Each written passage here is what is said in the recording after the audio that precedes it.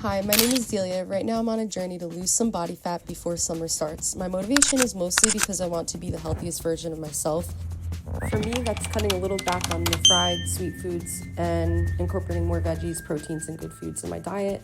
Especially after seeing my blood test result at the doctor's, I have a background in personal training and bodybuilding, and even though I never competed, I completely fell in love with the sport. There's something so empowering about challenging yourself to reach new heights and achieving it.